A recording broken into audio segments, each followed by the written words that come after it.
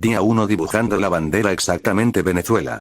Mientras yo estaré haciendo la bandera también los voy a ir explicando sobre el país Venezuela. Es un país de Latinoamérica, está conformada por 28.431.239, tiene uno de longitud de 916.445 kilómetros, 2, tiene reservas de petróleo 303.806, y la en el país también existe una de las cascadas más grandes llamada el Salto Ángel ubicado en el estado Bolívar. Por supuesto, también tengo suscriptores en Venezuela. Su comida nacional es la arepa, tiene 23 departamentos, o sea estado, su capital es Caracas, y está en una zona en disputa entre Venezuela y Guyana.